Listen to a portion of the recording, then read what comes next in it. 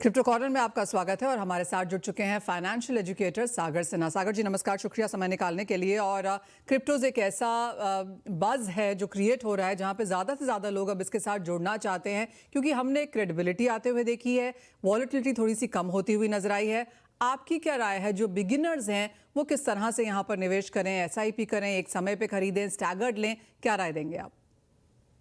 Thank you Manisha ji invite करने के लिए। सबसे पहले एक चीज समझिए कि ये जो क्रिप्टो है ना, क्रिप्टो का जो लीड करने वाला कॉइन है बिटकॉइन। बेसिकली बिटकॉइन की बात मैं सबसे पहले करता हूं, फिर क्रिप्टो पर आता हूं।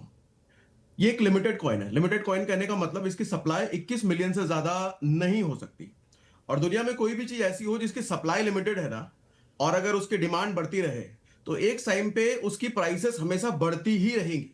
तो एक चीज तो तय है कि बिटकॉइन जैसा कॉइन, इसके प्राइसेस लंबे समय में हमेशा ही बढ़ेंगे। ओके। लेकिन सवाल ये उठता है कि क्या हम अपना पूरा पैसा इसमें डाल दें अगर इसके प्राइसेस बढ़ने वाले हैं?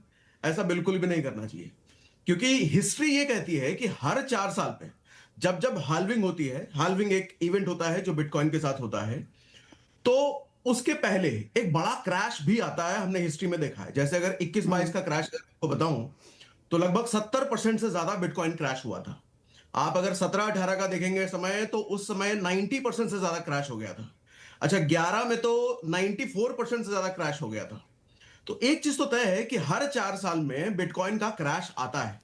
तो ऐसे में हमें एक मुश्त पैसा, एक बार में मोटा पैसा हमें बिटकॉइन में बिल्कुल भी नहीं डालना चाहिए, या किसी भी क्रिप्टो में बिल्कुल भी नहीं डालना चाहिए। हमें करना यह चाहिए कि हमें एक चीज तो पता चल गया है कि ये एक ऐसा एसेट है जो लंबे समय में बढ़ेगा।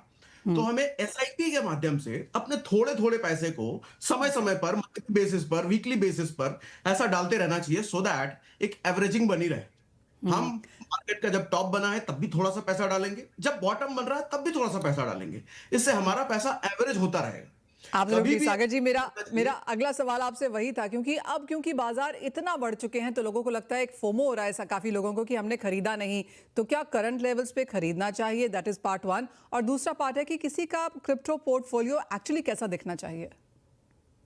हाँ देखिए, अब पहला जो सवाल है आपका, क्या इस वक्त खरीदना चाहिए, तो जैसा मैंने कहा कि अगर कोई ऐसा इन्वेस्टर है जो नया है, तो उसको कभी भी खरीदना चाहिए। ओके। SIP के जरिए थोड़ा थोड़ा मंथली बेसिस।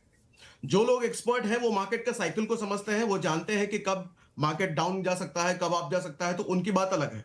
लेकिन अगर नए लोग हैं तो उनको SIP के माध्यम से थोड़ा थोड़ा इसलिए खरीदना चाहिए कि आपको नहीं पता कि ये बिटकॉइन का पीक है या बॉटम है, ये क्या है। अभी जैसे बिटकॉइन अपने पीक पर चल रहा है, एक के बाद एक पीक बनाता चल रहा है। हाँ, हालांकि अभी थोड़ा सा नीचे गया है, आया है, लेकिन हमें नहीं पता कि इसके बाद ये क्रैश होगा या और ऊपर जाएगा। तो ऐसे में अपने पैसे को रिस्क पे ना डालें। पूरा का पूरा पैसा, मोटा पैसा बिटकॉइन में कभी भी इन्वेस्ट ना करें एक साथ, क्योंकि क्रैश कब आ जाए हमें नहीं पता। ठीक है, तो इसलिए थोड़ा थोड़ा पैसा। अच्छा, दूसरा जो सवाल आपका था कि अपने पोर्टफोलियो को हमको कैसे अलोकेट करना चाहिए, क्रिप्टो में या बिटकॉइन में, तो मैं हमेशा कहता हूं कि अपने पैसे को ना सेफ रास्ते पर लगाएं तो ज्यादा अच्छा है। ओके। सेफ रास्ता कैसे?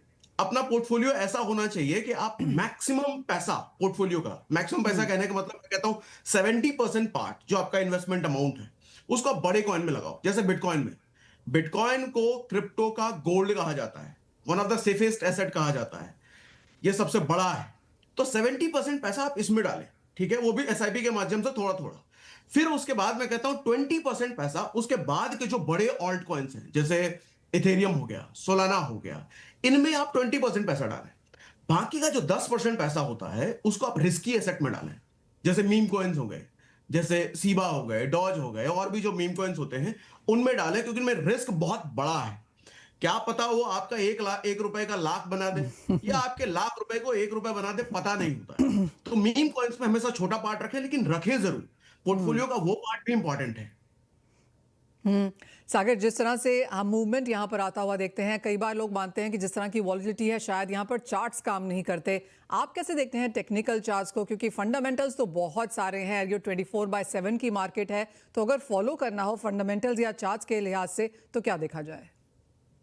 देखिए, क्रिप्टो मार्केट ना स्टॉक मार्केट से थोड़ा अलग होता है। स्टॉक मार्केट में हम लंबे समय में भी, हमें लंबा कोई ट्रेड लेना होता है तो भी हम चार्ट की मदद से लेते हैं, और वो कई हद तक काम भी करता है अगर एनालिसिस अच्छी है तो। लेकिन क्रिप्टो फंडामेंटल्स पे बेस पे ज्यादा चलता है। अच्छा, इसका फंडामेंटल्स भी अलग है। जैसे स्टॉक मार्केट में कंपनी के पी रेशियोज आप देख लेते हैं, यहां पर वैसा कुछ नहीं होता है। यहां न्यूज बेस्ड इवेंट्स ज्यादा काम करते हैं। फेड रेट का कुछ अनाउंसमेंट आ गया, ग्लोबल लेवल पे कुछ इकोनॉमी में नया न्यूज है, यूएस गवर्नमेंट ने कुछ अनाउंसमेंट किया है, वो सब चीजों पे बहुत ज्यादा इंपैक्ट करता है। तो चार्ट एनालिसिस, कैंडल्स, अलग अलग इंडिकेटर्स, ये शॉर्ट टर्म के लिए अच्छे हैं। आपको कुछ दिनों, कुछ हफ्तों या कुछ महीनों के लिए अगर ट्रेड करना है तो technical analysis is good, work करता है वो, अगर आपको एनालिसिस करनी आती है। लेकिन लंबे समय में, कोई साल, 2 साल, 3 साल या 4 साल की बात करें, टेक्निकल चार्ट देख करके डिसीजन ले, वो बहुत हद तक सही नहीं है। वहां पर आपको प्रोसेसेस समझने पड़ेंगे, क्रिप्टो काम कैसे करता है। बिटकॉइन की अगर बात करें तो हाल्विंग प्रोसेस आपको समझना बहुत जरूरी है, जो हर साल, हर 4 साल पर होता है।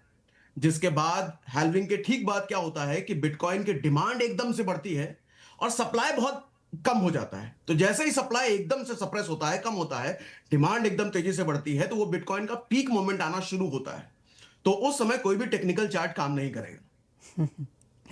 ऑल राइट सागर सिन्हा जी, बहुत शुक्रिया साथ जोड़ने के लिए और वो बहुत इमीडिएट क्रैश कोर्स हमारे बिगिनर्स को यहाँ पर देने के लिए। तो हर समय अच्छा है, करंट लेवल्स पे भी ले सकते हैं, लेकिन सागर जैसे हमें बता रहे हैं एसआईपी के जरिए लें, स्टैगर्ड बाइंग करें ताकि आप मार्केट में यहाँ पर अच्छे से हैं, लॉन्ग टर्म के हिसाब से लें, फंडामेंटल्स यहाँ पर वॉच करें और क्लियरली आप ब्लू चिप्स यानी कि बिटकॉइन और इथीरियम में ज़्यादा डालें और बाकी में भी डालें, क्योंकि यहाँ पर रिस्क रिवॉर्ड रेशियो ज़्यादा है, लेकिन यहाँ पर भी पैसा बन सकता है।